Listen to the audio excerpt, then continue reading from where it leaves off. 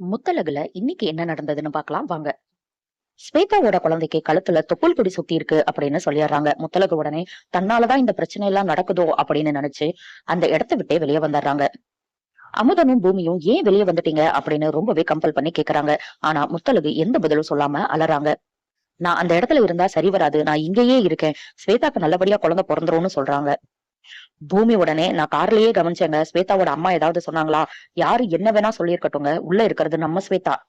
ஸ்வேதா டாக்டராவே இருந்தாலும் உங்களுக்கு நாட்டு வைத்தியத்துல பிரசவம் பார்த்த அனுபவம் இருக்குன்னு அம்மா சொல்லியிருக்காங்க. அந்த தைரியத்துலதான் நான் உங்களை கூட்டிட்டு வந்தேன். நாங்க இங்க நிக்கிறதுக்கு காரணமும் நீங்கதான். உள்ள போங்க முத்தழகுன்னு பூமி சொல்றாரு. அமுதனும் சாரி அண்ணி, நான் கார்ல நடந்ததெல்லாம் கவனிக்கல, இப்ப போய் எப்படியாவது காப்பாத்துங்க அண்ணின்னு அவரும் கெஞ்சுறாரு. முத்தழகும் தைரியத்தை வரவழைச்சிட்டு உள்ள போறாங்க. ஸ்வேதா முத்தழகு கிட்ட எனக்கு என்ன ஆனாலும் பரவாயில்ல, ஆனா என் குழந்தைக்கு எதுவுமே ஆகக்கூடாது. என் குழந்தை பிறந்து எனக்கு ஏதாவது ஆயிடுச்சுன்னா எங்க அம்மாட்ட கூட குழந்தைய கொடுக்க வேணாம், நீங்களே வச்சுக்கோங்க முத்தழகு, சத்தியம் பண்ணுங்க அப்படின்னு சத்தியம் கேக்குறாங்க. வெளியே ஸ்வேதா படுற கஷ்டத்தை தாங்க முடியாம காருக்குள்ள போய் உட்கார்றாரு அமுதன். குழந்தைக்கு ஏதாவது ஆனா கூட விதின்னு நினைச்சு நான் சும்மா இருந்துருவேன், ஆனா ஸ்வேதாக்கு ஏதாவது ஆனா என்னால தாங்க முடியாதானேன்னு சொல்லி அழுதுட்டு இருக்காரு. பல போராட்டங்களையும் கஷ்டங்களையும் தாண்டி ஸ்வேதாக்கு குழந்தை பிறந்துருது. என்ன குழந்தை அப்படின்னு பார்த்தா பையன் பிறக்குது. முத்தழகு ரொம்பவே சந்தோஷப்படுறாங்க. வெளிய ரொம்ப ஆவலோட நின்னுட்டு இருக்காங்க பூமியும் அமுதனும்.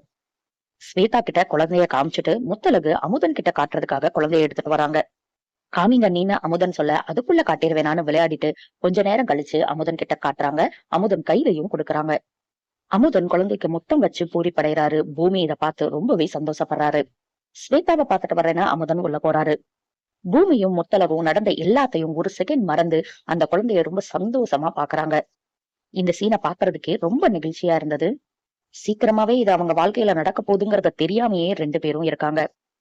ரொம்ப நாள் கழிச்சு முத்தழகு இந்த எபிசோட்ல சிரிச்சிருக்காங்க. இதோட இன்னைக்கு எபிசோட முடிச்சுட்டாங்க. அடுத்தடுத்து என்ன நடக்குதுன்னு தெரிஞ்சுக்க சப்ஸ்கிரைப் பண்ண மறந்துடாதீங்க.